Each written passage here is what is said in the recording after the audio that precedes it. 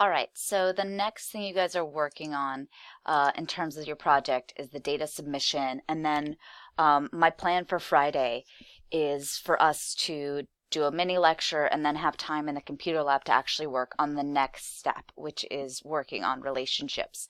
So that's my goal for Friday, is that we'll actually have some time to do what I think is the most difficult step of the project in class with me there to help. That's the nice thing about getting slightly ahead as we have actually this semester.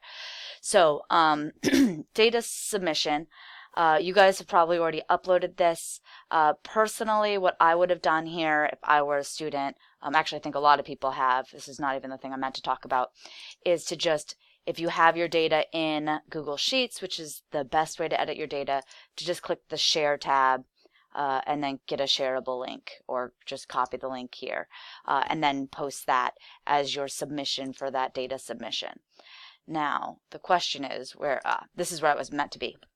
So if you go to the modules, really what I'd hope we have done before class, though again, if we don't have it done, it's fine, is that we've done some of our data cleaning. So this means that when we've all entered data, it is possible that somebody has a typo somewhere, right? Or that there's just some error in our data, or somebody did something silly, like that -20 shoe size. I don't think anyone intentionally put in their shoe size as -20, but obviously that was a typo. So what are we doing next then? How do we do this data cleaning piece? Well, first off, we need to get our data into StatCrunch. I know technically we can do a lot of data analysis within Google Sheets. We can do data analysis a little bit within Excel. You are welcome to use a different program if you see fit. That's fine. I'm not tying you to StatCrunch. I like Excel because Excel does allow you to get some experience with something you might use in the workforce. Same thing with using R, even Google Sheets to that extent. But a lot of those programs are not truly set up as statistics programs, so you're going to end up with some limitations on what you can and can't do in them. So if you want life to be as easy as possible, StatCrunch. So look, see this group obviously did an inappropriate graph here for something. I'm going to get rid of that. So let's say I'm this group and I want to play around with this.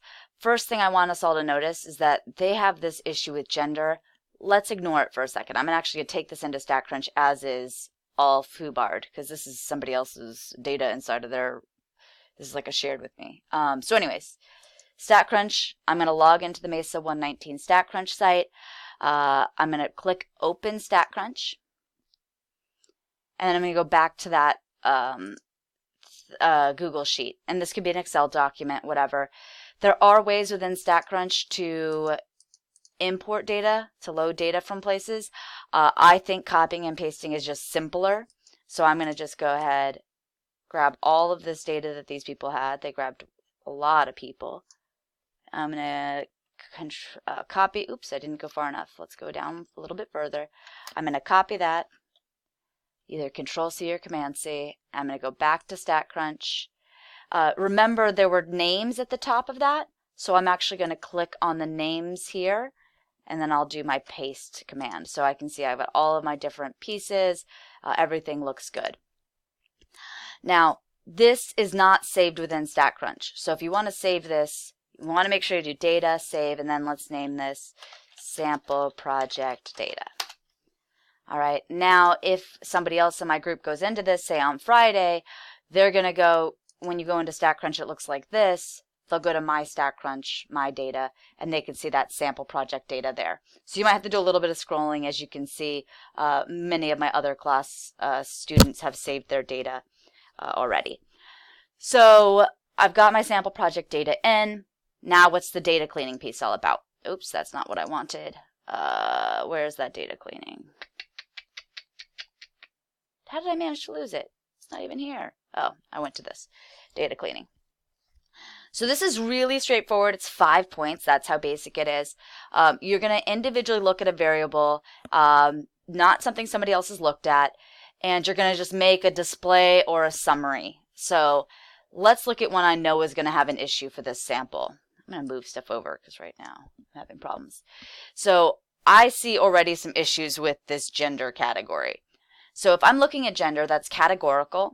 I have 3 different ways I can look at a categorical variable. I could do a pie chart, a bar chart, both ways to display it, or I could do just a frequency table. So it doesn't really matter. I'll do a pie chart despite hating them. So I'm just going to do a pie chart only for gender. This is where students always want to do this for like more than gender alone. They want to do like 2 variables, literally just 1 variable. And the goal here is to look at this and go, oh crap. It looks like we have a bunch of different things based on who collected the data, and that's not really useful. Now, if we were worried about who collected the data mattering, then I might have a separate category for data collector, right? So here's how I'm going to deal with this. I'm going to insert a row here. I'm going to call this data collector in case I thought this mattered. If I didn't, I would just ignore it. And I'm going to do Alex. And if I copy this, I can just highlight all of these people that are Alex, and I can paste Alex there. Same thing with, who is this? Is it Christian? I don't know. I'm going to assume that's Christian. I can't figure out any other name that starts with Christ. Control C, and I'm going to grab all of the ones that Christian did. Ugh, scroll. Christian. And then we got Raina. This is boring to watch. I'm sorry. I should just pause and not make you watch this. And then Alyssa. Alyssa seemed like she really enjoyed proper capitalization, but I'm going to just stick with lowercase to be consistent. Sorry, girl. Cool. They also put in weird spaces just to sort of put breaks between things. So I'm going to go ahead and highlight all of those weird spaced rows and get rid of them because there's no reason to have these weird blanks. Boom. Boom. And I will go ahead. Oh, no, I need to edit rows. Delete. Delete the 7. Yeah. Okay. So now I still need to clean up my gender category. If you use a little drop down arrow, you can actually sort.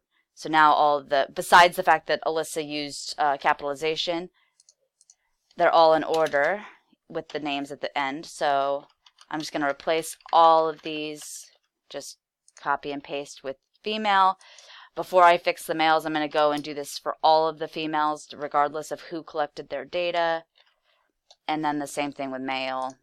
So it looks like this group tried to do sort of a stratified sample, and everybody grabbed the same number of each type, each gender of person, which is fine, but weird. All right. So now this looks a lot better. If I were to go back and do my pie chart again on gender, now I've got a pie chart that doesn't have 4 different ways to have female and 4 different ways to have male. Now that I've made those edits, I need to make sure I resave my data. Otherwise, next time we go back in, we're going to have that same problem. So anyways, that's looking at a categorical variable, fixing it up. Easiest thing is that you can do the sorting, so that makes life a lot easier to make changes. If you're looking at a quantitative data, you can either do a histogram. That's an easy way to look at it. And you can see, all right, hours of sleep on weekdays, 4 to 9. Those all seem reasonable. You'd copy and paste this and put that into StatCrunch. You can also instead just do summary stats, cups of coffee, and you can see the lowest cup of coffee was 0, the most cups of coffee was 4. Both of those seem reasonable. The fact that everything is in that range, again, I don't see any errors with cups of coffee, so I feel really good about this data, and I could just put this in as my data cleaning for this. So that's it. Just show a graph. The only way you have to do a little extra work is if your graph or your summary shows something weird, like a -20 shoe size, and in that case, you'll want to edit that. If one of these, I've already forgotten where this thing is. If one of these had accidentally had like a -7, right, hours of sleep, then I would have noticed that in my histogram. And then I would have said, oh, oops, this is exactly what we saw with shoe size. You can't sleep a negative amount. So if I'm sure that that was just a mistake with the negative, I would just delete it, delete the negative sign and rerun that, making sure to save my data. If I wasn't sure if this was like a -17, now I have no idea what the real value is. You can either delete the whole row or just delete that one value, and that's perfectly fine. But again, resave, redo your analysis so that you have that. So that's the data cleaning piece. I'm going to go through all of the relationship, which is the biggest chunk of point stuff, on Friday. I'm going to go through sort of what we need, and then I'll make you playlists that are for all the different relationships we're going to look at. But like I said, we will have time in class on Friday to finish up the next chunk of the project.